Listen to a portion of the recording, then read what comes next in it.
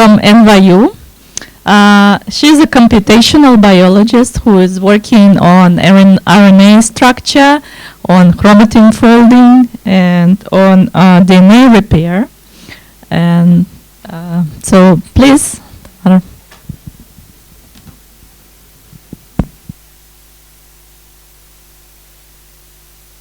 Thank you very much. I'd like to thank the organizers, Michael Levitt and Roger Kornberg, for inviting me, and for Nir and Julia. It's on? Yeah, it's on. Oh, it's because this is not getting me where. Oh, maybe I'll put it on a name tag. Yeah. Is that better? Whoops. Yeah. Okay.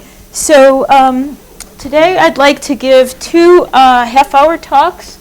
One that's a general overview into the field of, is it okay? Can you hear me okay? Or not yet? Not too.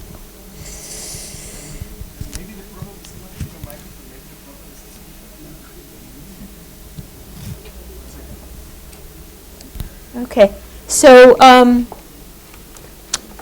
the first part will be an overview of biomolecular modeling, a project that I undertook with my students a few years ago, and I thought it would be interesting to this audience.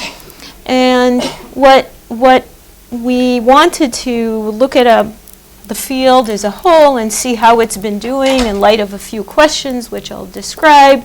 And I'll include in this overview a brief history of the field, metrics for the field's rise in popularity, early expressed expectations, and some examples of success and failure. So why is a perspective timely? Well, it's always good to evaluate a field, and in the case of biomolecular modeling, there have been some recent reports questioning the impact that computations has had on biology. There's also been studies that have suggested a reintegrations of biology's many subdisciplines, and there clearly is a great need for data analytics and algorithms for addressing many problems in 21st century biology. So what are some of the gaps? There's been a growing gap between academia and industry, and I'll describe in a minute what I mean. There's also a disparity between basic and applied research that has become apparent, and we're also increasingly aware of the complexity in the biology. So you solve one problem, but it appears it's not just one protein, but networks of proteins. And all these difficulties in biology are also, of course, making an impact on the computation. So it's harder for computation to solve a problem. So what are some of these gaps? Well, there are different tools that are used in academia versus industry. So in academia, for example, these type of techniques are used very highly: molecular dynamics, de novo protein design, and others, systems biology. But they're the least used in industry, where cheminformatics, ligand simulation, and visualization are some of the top tools. Francis Collins, the former director of NIH, said that a truly transformational technology will always have its immediate consequences overestimated and its long-term consequences underestimated. And this was stated in connection to the fact that genetic variations in the human chromosomes account for only a small percentage of disease, which was quite a disappointment. But I think this statement is very true for the field of biomolecular modeling, where in the short term, perhaps we've overestimated the field, and I'll show you what I mean by there was a lot of hype in the 1980s. But in the long term, we've really underestimated the impact that biomolecular modeling and simulation can make on the field, on biology. So in a class I organized at NYU, a graduate class, we formed a questionnaire and we sent it to the community, and some of these results and findings that I'll describe reflect that questionnaire. So these are the question we asked. Is a field of biomolecular modeling, and this was done a few years ago, I think before the Nobel Prize, the 2013 Nobel Prize, which changed, I think, quite a view. But is there a crisis for the field, or is it just coming of age? And I'll show you what I mean by crisis, some of the questions.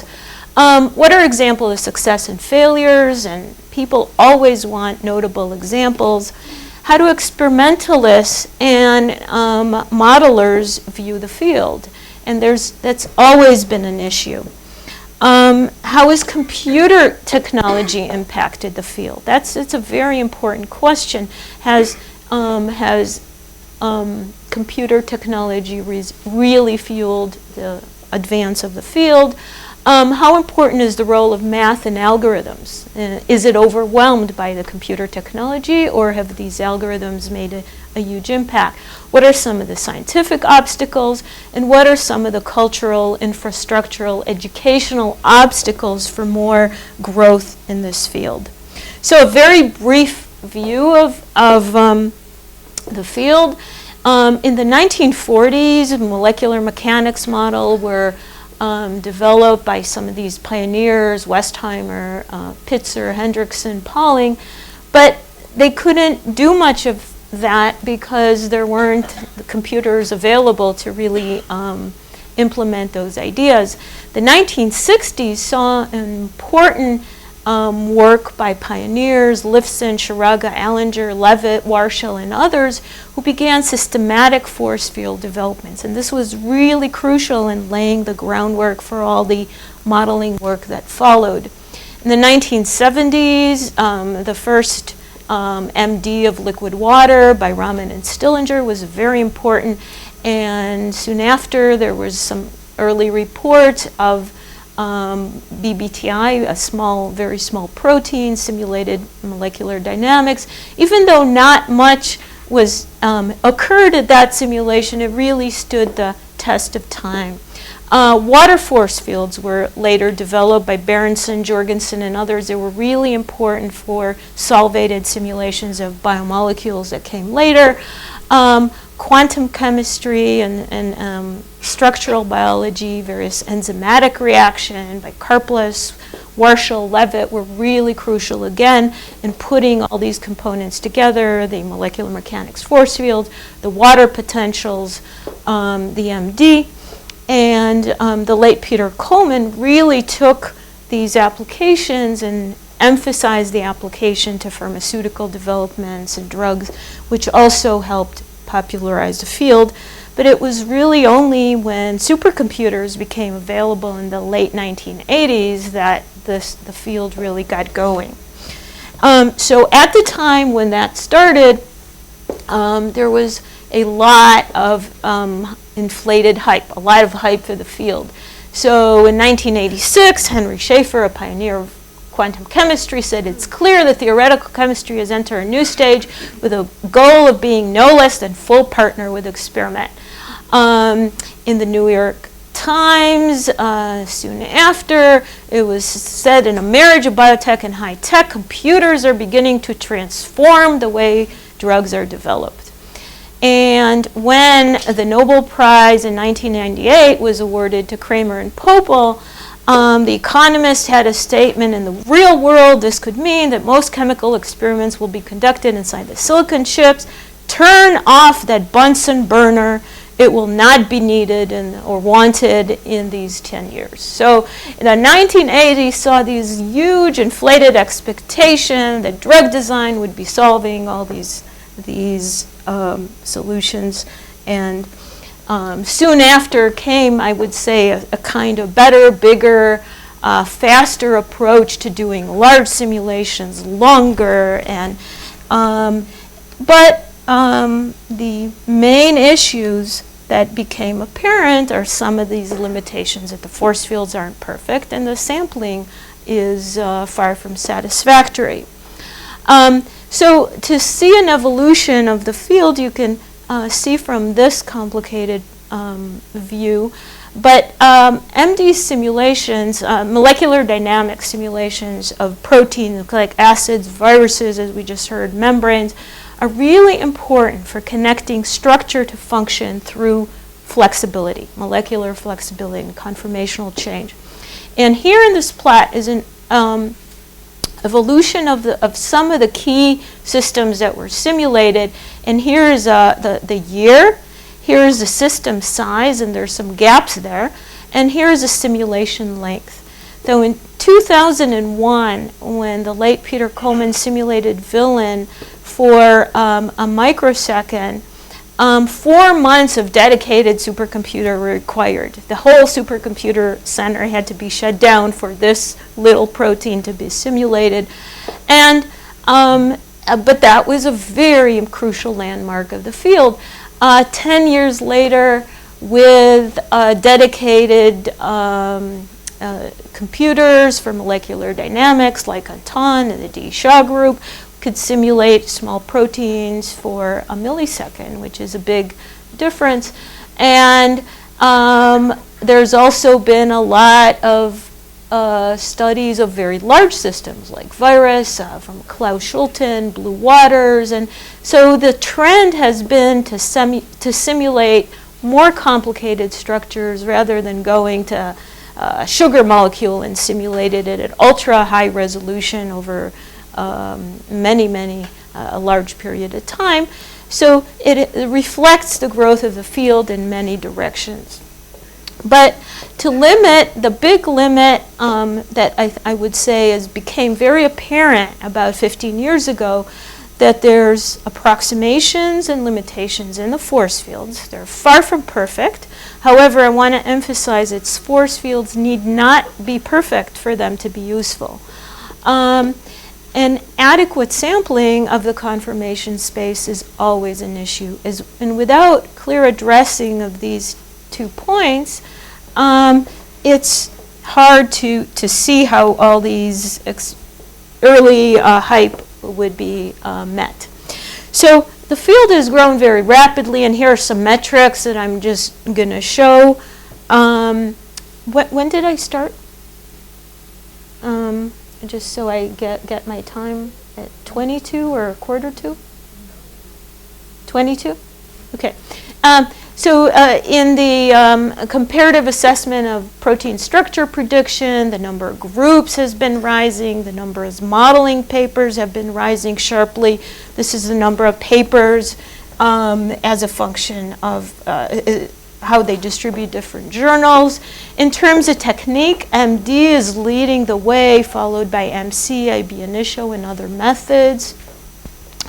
And in terms of programs, CHAR and AMBER have always been used, but in recent years there's been a growing usage of open source programs like NAMD, GROMACS, which are really great for the general community to have available.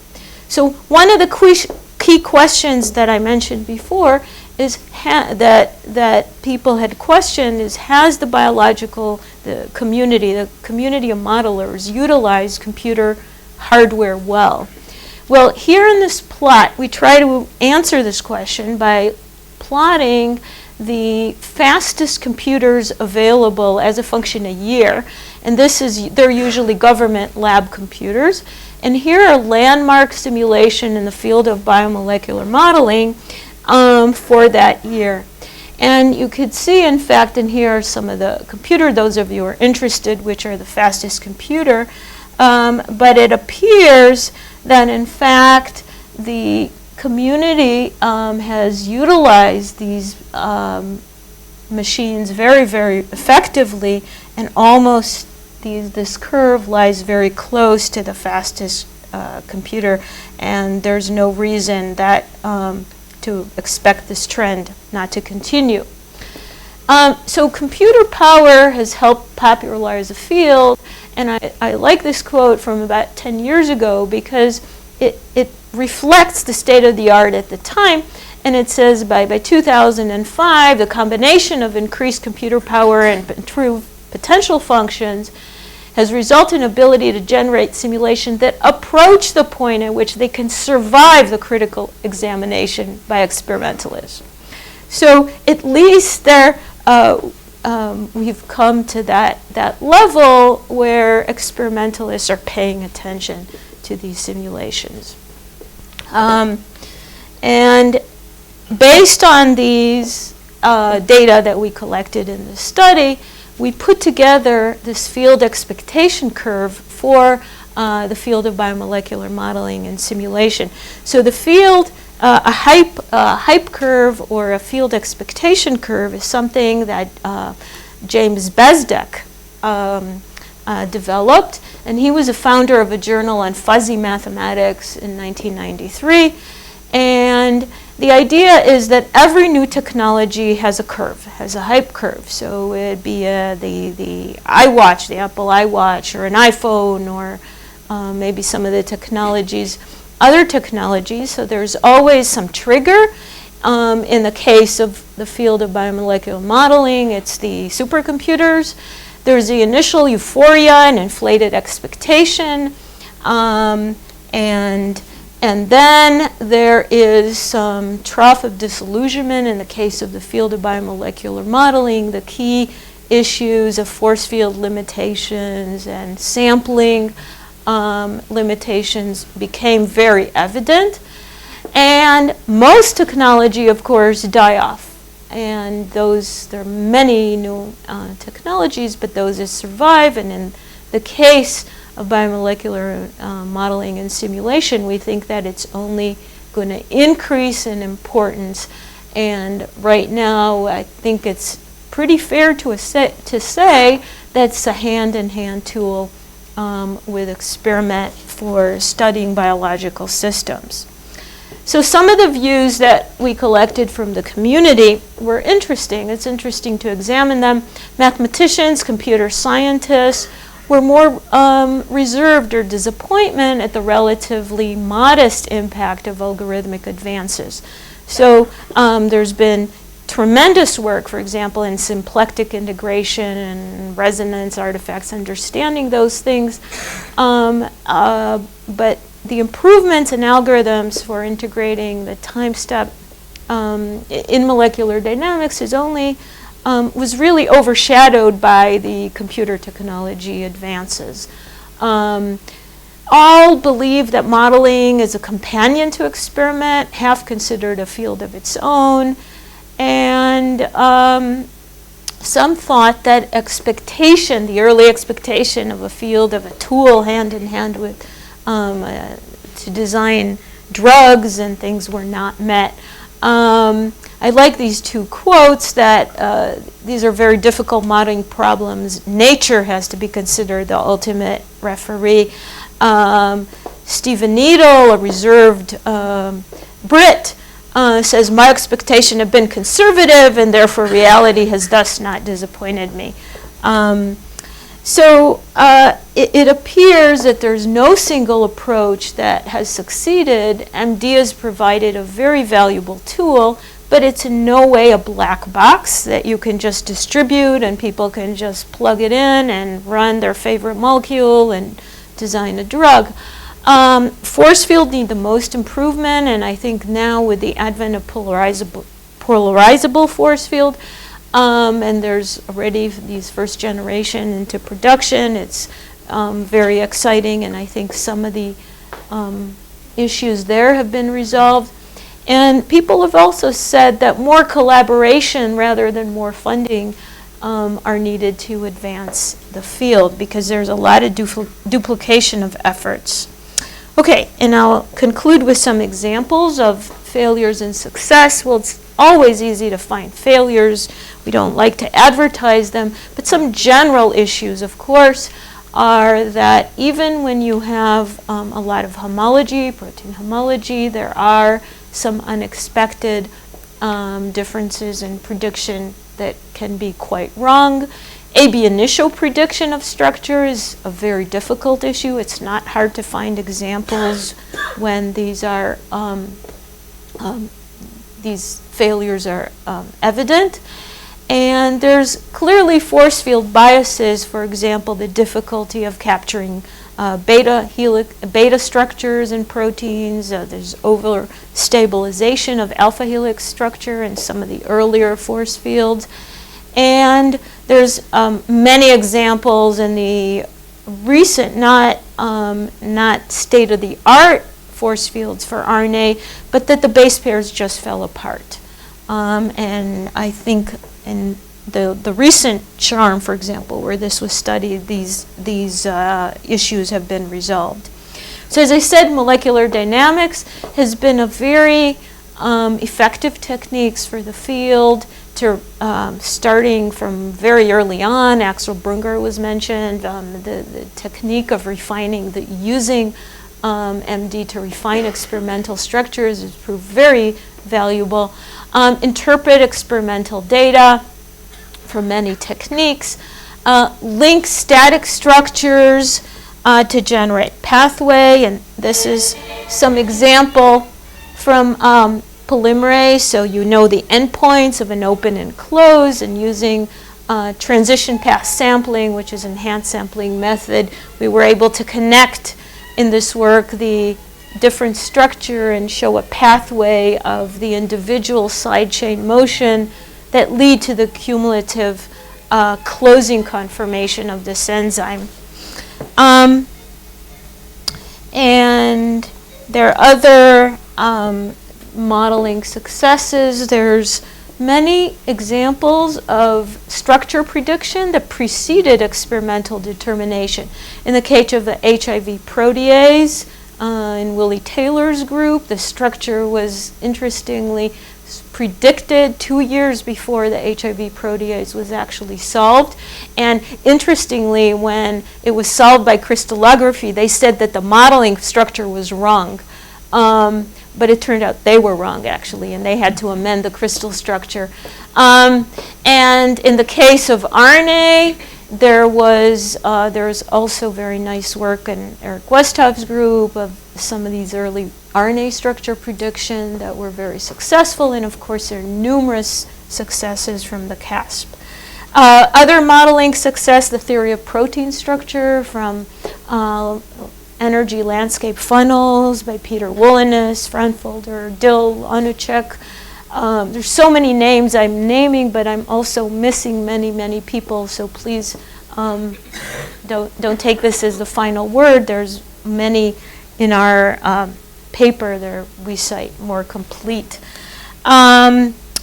And there's other notable example in the case of drug design, for example, in the HIV integrase, when it was solved by crystallography and with a drug, reltegravir, it was shown that this drug binds to a particular pocket of the enzyme, which is called the preferred binding pocket.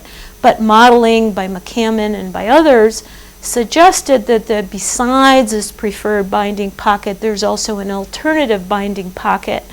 And these kind of proposals lead to more suggestions. And finally, there are some examples, nice examples, where from experiment there are two different structures, or question, is it A or is it B? And modeling can help resolve that. In the case of in G quadruplexes, are they parallel, antiparallel structure? In the case of chromatin organization, are they solenoid or zigzag? And usually the answer in biology is both, but modeling can help explain or suggest which condition lead and how to resolve these different ambiguities. And other kind of algorithms that have made a huge impact, I should mention, are particle mesh Ewald, which have allowed us to simulate electrostatics in near linear time, order n log n, for these long-range electrostatics, which are really key in holding these biomolecular systems together. Symplectic integration, resonance studies, and many, many great methods for enhanced sampling have been very important at complementing these technologies.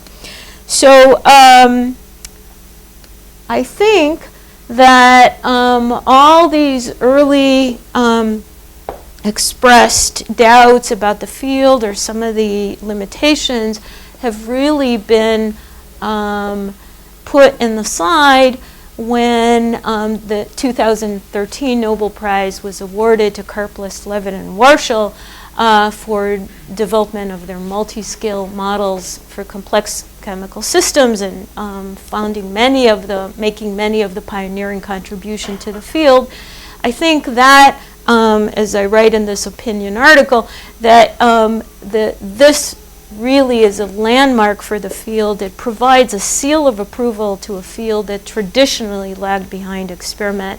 And I think you see more and more that experimentalists feel that they need to do some computations to supplement or enhance or to go beyond the findings.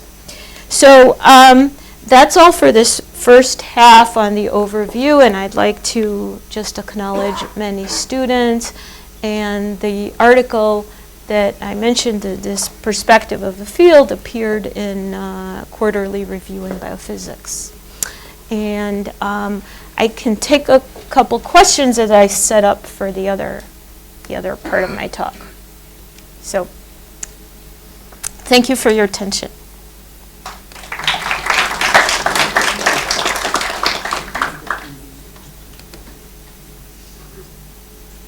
Okay. Or should I go keep the questions at the end? Okay.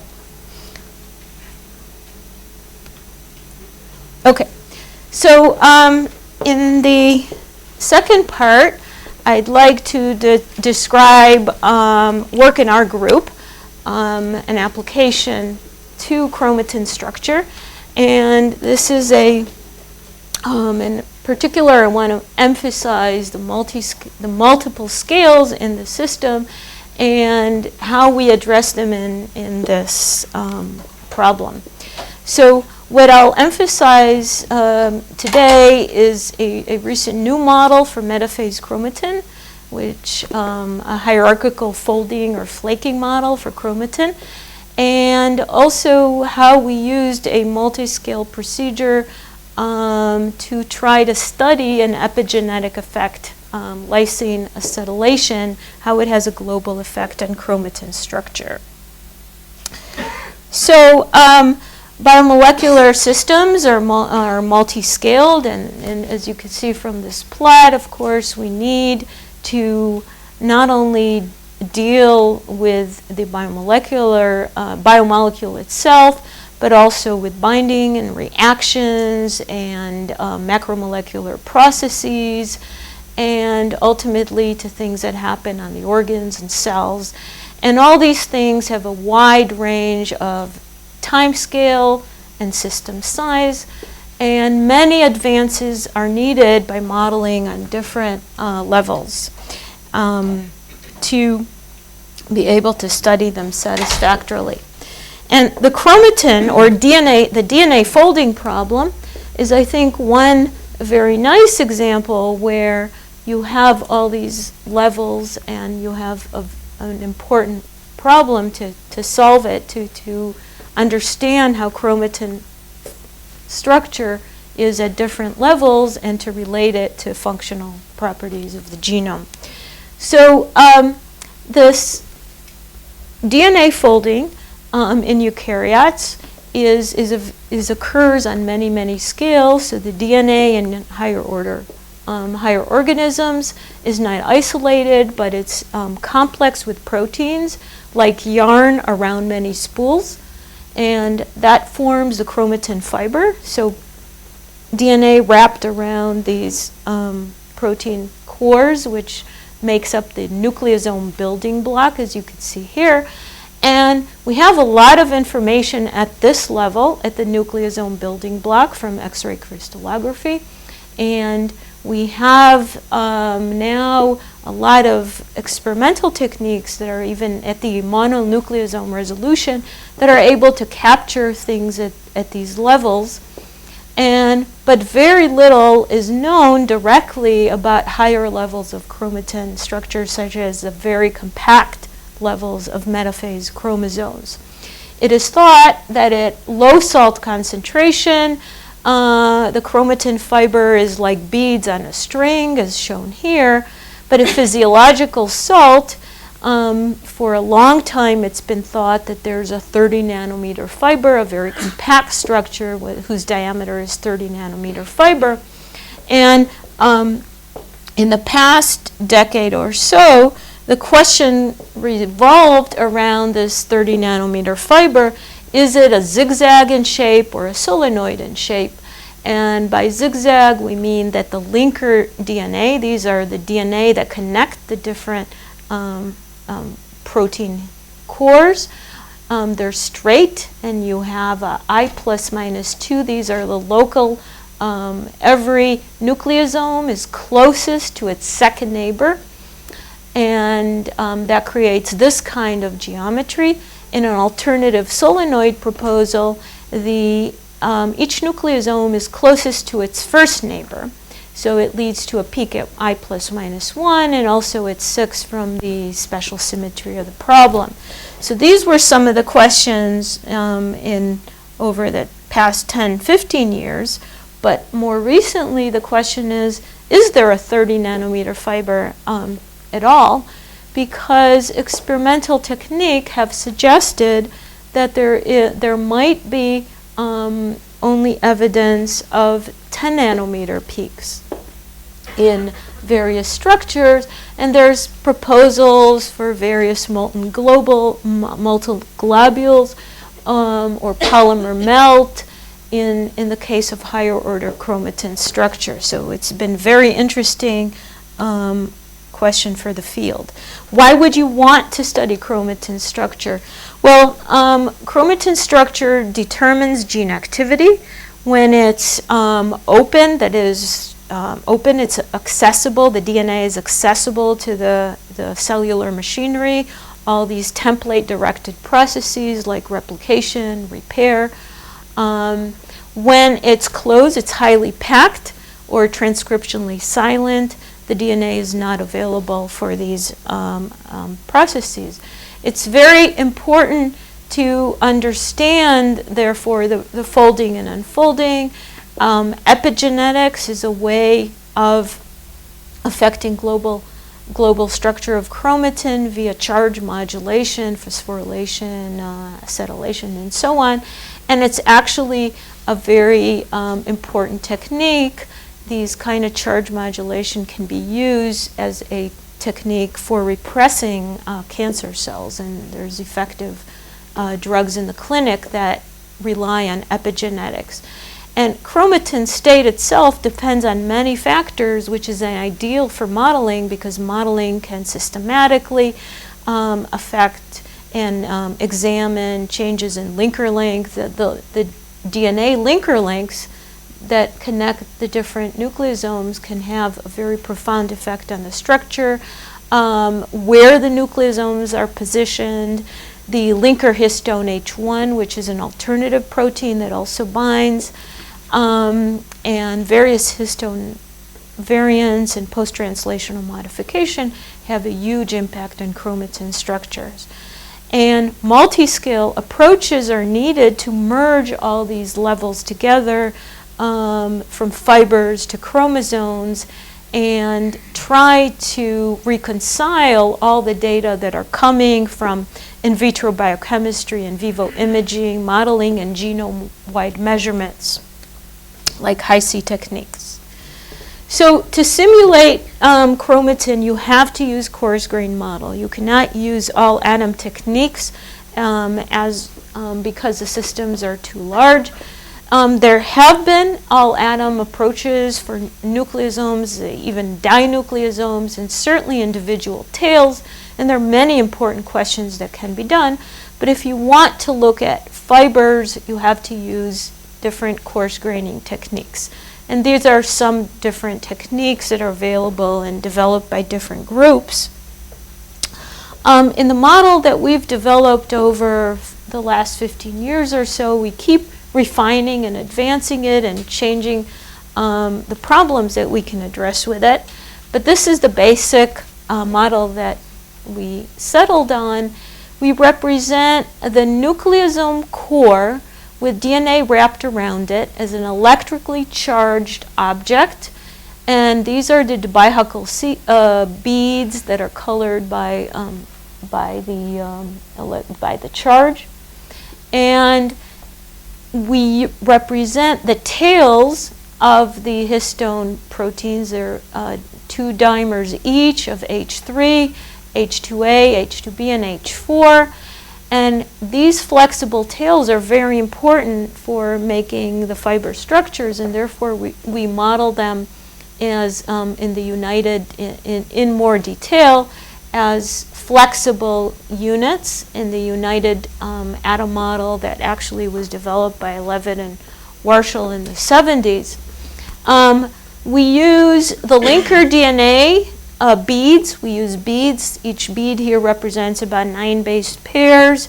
That's based on the Stichter approximation for charged elastic rods, which has been very good for DNA. And then we have a model for the linker histone as well, which has emerged as very important to understand this global structure of chromatin. And we put this together in a functional model, and I just want to mention here the charges that we develop using a program called DISCO, Discrete Surface Charge Approximation, which is a general procedure for distributing the charges for a macromolecular complex so as to reproduce the electric field as modeled atomistically. So using that physical model, we have typical energy terms for stretching, bending, twisting, electrostatic, and excluded volume that come from experimental values that are relevant to the persistence length of the DNA, twisting, and so on. The stretching is a computational device. We have a body face, we have a mechanical system that's a body face coordinate system. So we build coordinates of the model. These are the nucleosome, the linker DNA, the linker histones, and each flexible tail.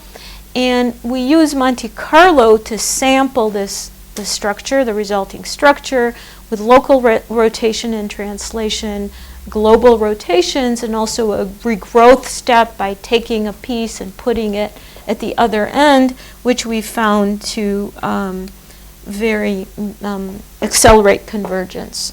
So as we've developed the model, we have tested and validated against many experimental measurements that are summarized in these articles, but they include sedimentation, how fast the polymer sediments as a function of the monovalent salt and size, the packing ratio, and the entry-exit angle geometry. So you could see these kind of angles, the trinucleosomes, and so on. Single molecule pulling experiments can also, there's beautiful experiments done on pulling chromatin fibers, and they suggest the plateaus. And there's also crystal structures also concerning the linker histone geometry, which can be used to test and validate the model. 3 parameters that are very important for the structure of chromatin are the linker histone, the H1, and it's known that the structure becomes more compact as the concentration of H1 increases. Divalent ions are also thought to be very important, and this is from cross-linking data showing the more compact structure when you have higher levels of magnesium. And the linker DNA length, you can imagine, is very important, because if you have a short linker, basically you have a ladder-like structure. The linkers are pretty straight, but if you have long linkers, you can have a lot more flexibility and bending in the structure. Oops, I went back instead of forward. So to study the recent question that we wanted to do is what is the nature of metaphase chromatin?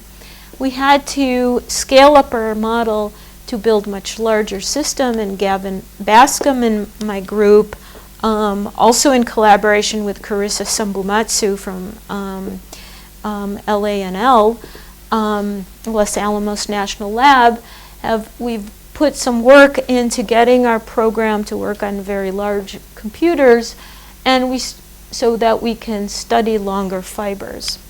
And the idea is to restructure some of the computation. And here I'm showing you for 96 unit fibers, sampling. These are the chromatin fibers. They're colored just by, so you could see the zigzag, without linker histones, very flexible. With linker histone, which are those turquoise beads, the linker histone sandwiches itself between the entering and exiting linker DNA and forms these very compact stems. And you could see the structure here. These are all the tails. We have all the tails modeled but don't show them in the visualization. But the tails are very important for making these contacts. And here are now we strip off the nucleosome to just show the stem structure of the linker histones. Okay, so that's just the recent work on making these longer fiber simulations possible.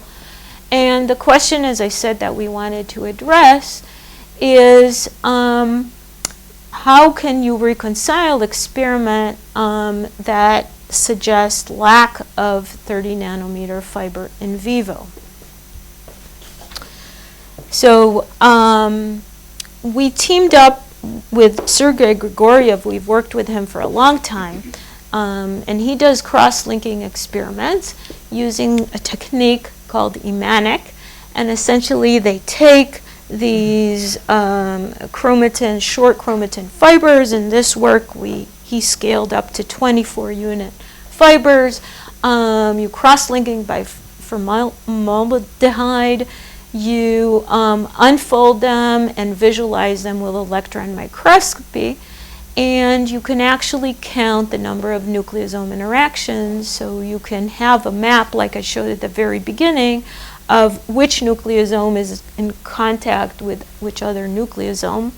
And these are the exact kind of contact maps that we can compute from our modeling simulations. And in this work that is just now in press in PNAS,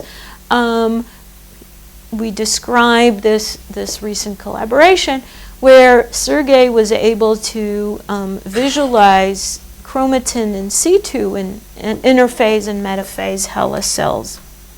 And here are the cross-linking or images visualized by EM for interphase and metaphase protein. And these are metaphase chromosome, sorry.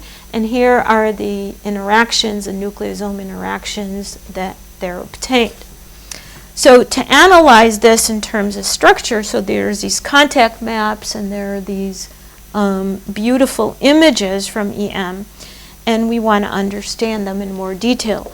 So we used our recently implemented chromatin code for larger fibers, and we simulated 96 unit fibers at different conditions where we have no linker histones, one linker histone per 2 nucleosomes, full saturation of linker histones, and linker histone and divalent ions, in this case with a very simple first order approximation for modeling divalent ions, which we reported a few years ago.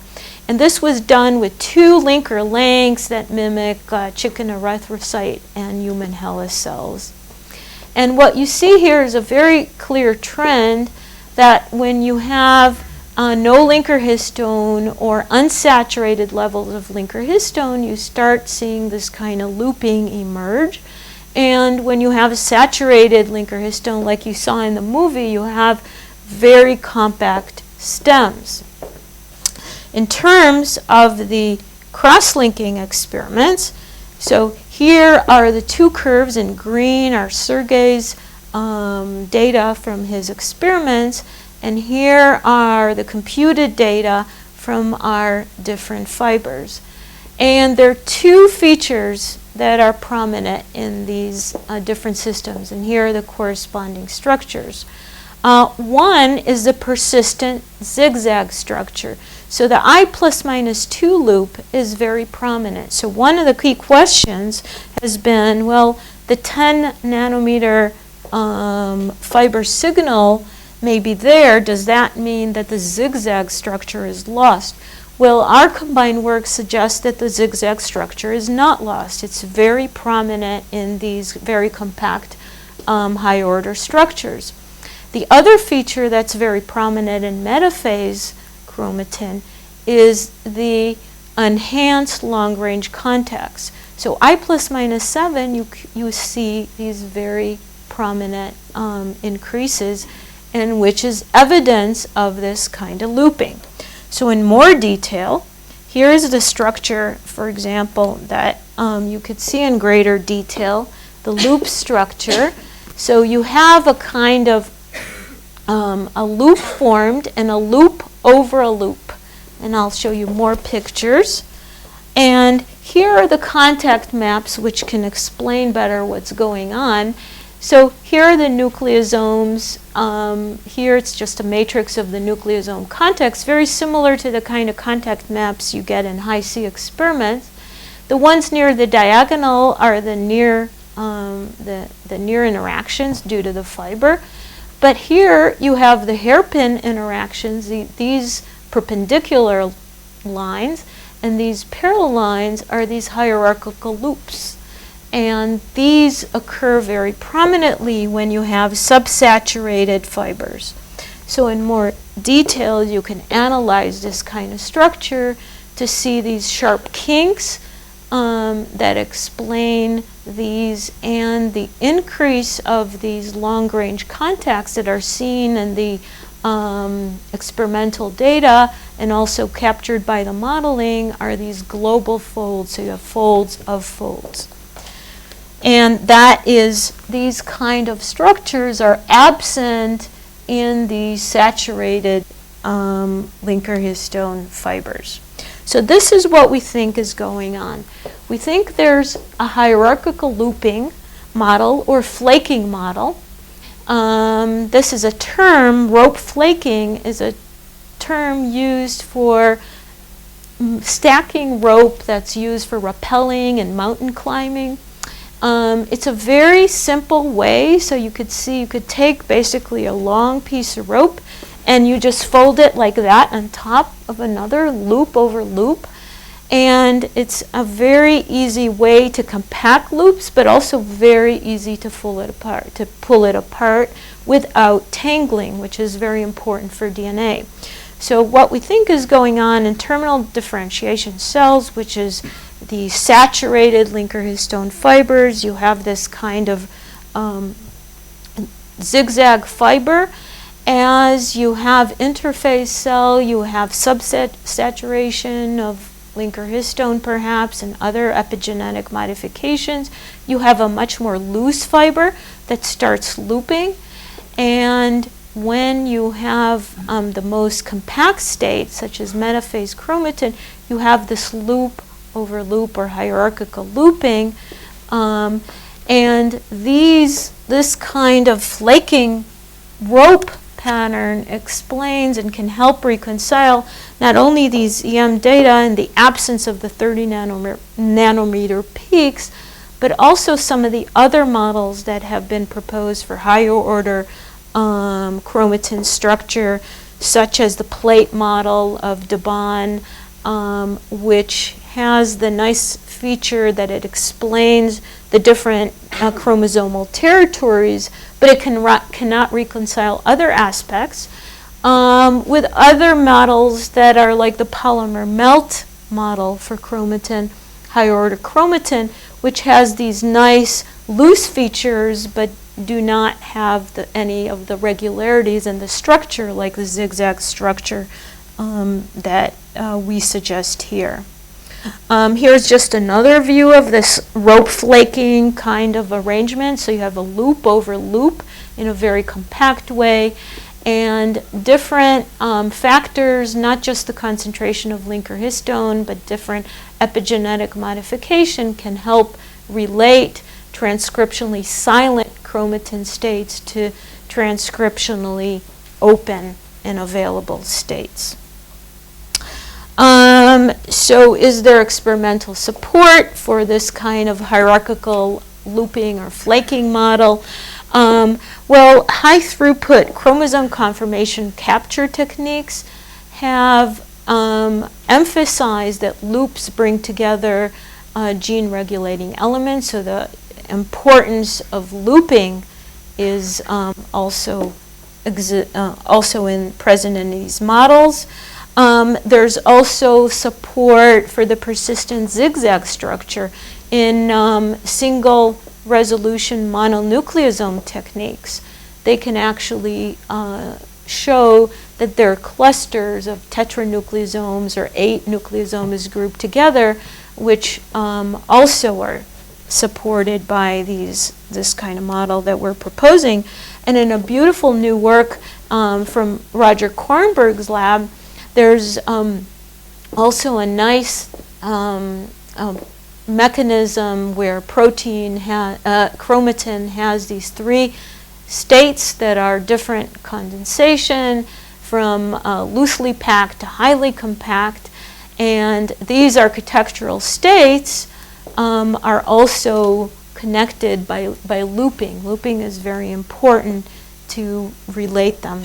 So these kind of high C and micro C data support this kind of hierarchical folding with clustering of nucleosomes and various looping networks. And finally, I want to mention that in this area of chromatin, there's a long way to go. So this is from a very recent review in Current Opinion Structural Biology. We tried to put them together, so from the fiber level to the fiber level that I described, to go to the high C level that is being addressed by experimental techniques. There's a lot of levels to go and a lot of connections that need to be made in each level between modeling and experiment, and we try to emphasize that. And so truly multi-scale models are needed to address these kind of questions in the coming decades. And in a very simple kind of approach, we recently undertook a study of an epigenetic modification, namely lysine acetylation, to try to understand how something very local, such as an epigenetic modification of lysine, can unravel protein. And this is what our study suggested. And here we combined all atom dynamics of histone tails, all atom dynamics, insolvent of course, of dinucleosomes, and then we put the results together into our fiber model to show that even a small percentage of folded tails opens chromatin fiber structure, and this is lysine in H4K16, just in that residue. And the reason behind it is that this acetylation makes the tail rigid. So the flexibility of the tails, that's very important for making all these cross interactions, is lost when you have the single charge modulation. And there's a lot of details in the paper how we go from these rigid tails, put them together in these different components in our fiber model, but show how you have this folding. So I'll just end with this movie of the dinucleosome. Okay, so here you have, this is the all atom of the dinucleosome, and here are the different tails. This is atomic resolution, and here you have the wild type system, and this is the H4 tail, And here's the lysine 16 acetylation of this tail. And here are the number of internucleosome contacts which reduced by this charge, because the tails are much more rigid, so they only can reach the nearing DNA. They cannot extend farther like the wild-type tail. And that leads to a dramatic decrease in the internucleosome interaction that are important for stabilizing chromatin structure. So, in conclusion, now the music comes. A little late. Okay. I guess it's the music again. But I've shown you this. Okay.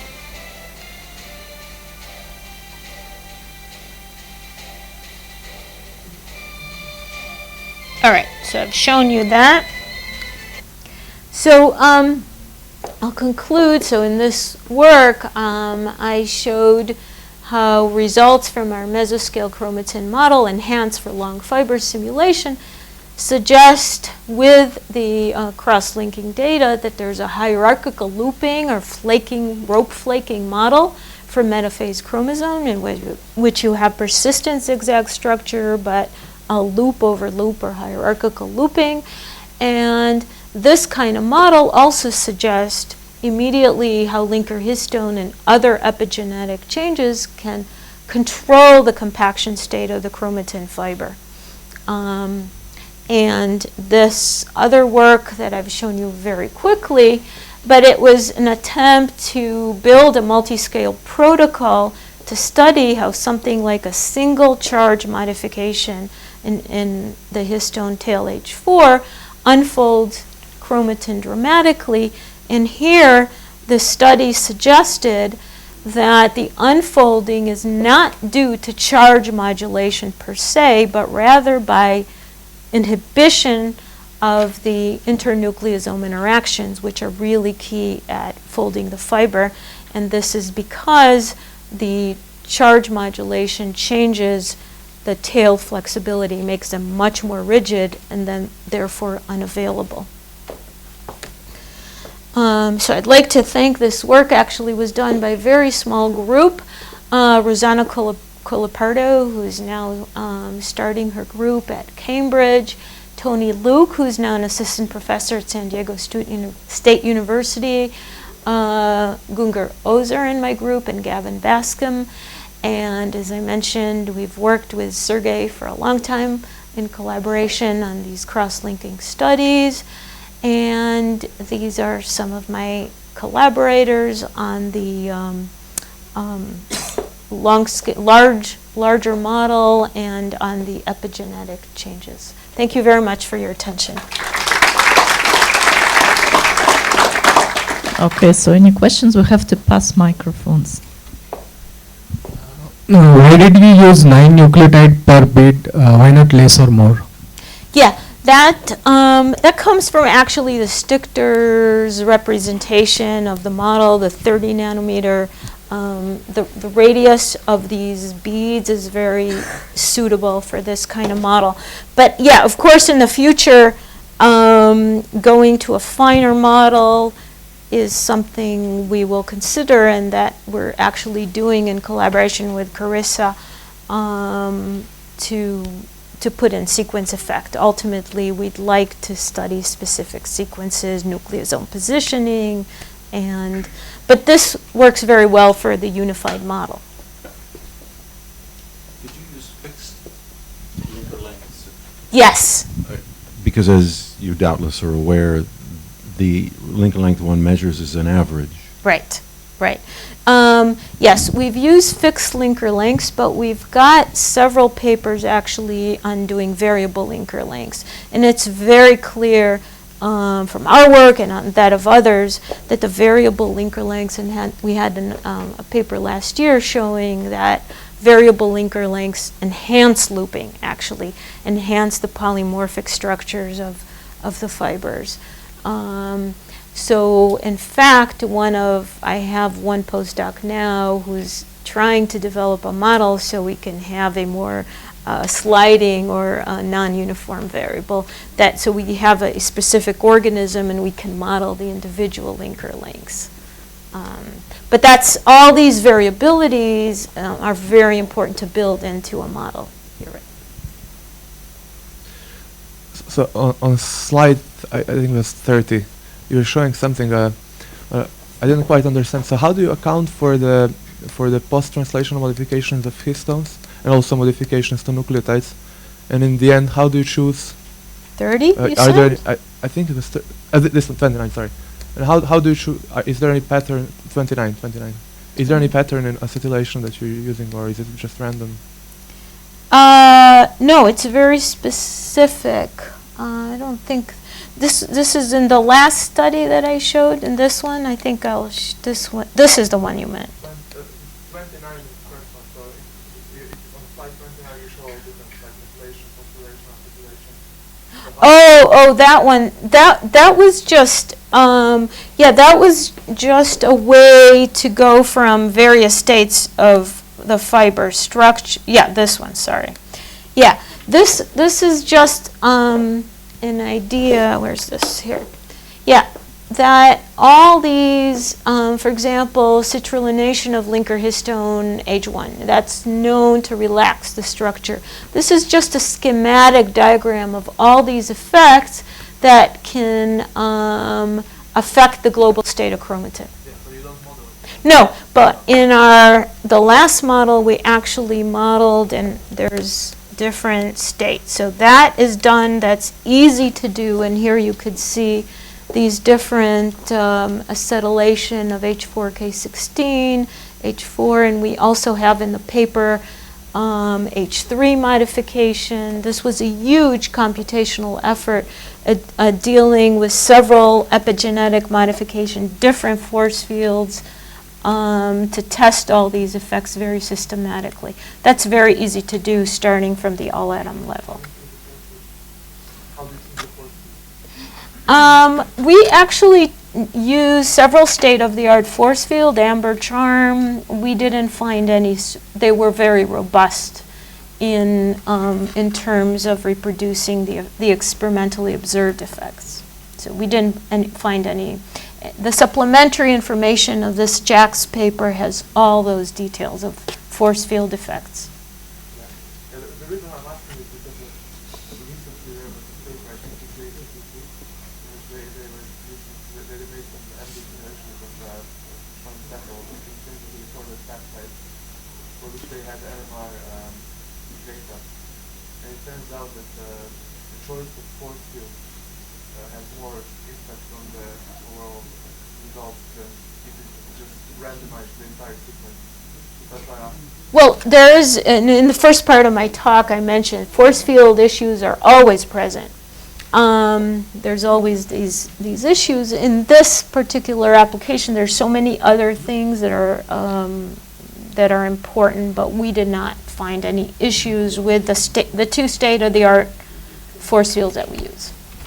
Okay, so I have to close the session now. Please thank the speaker. So now we have lunch. Today it's in Sherman Cafeteria, which is located next to the entrance to the campus. You can follow me to the cafeteria.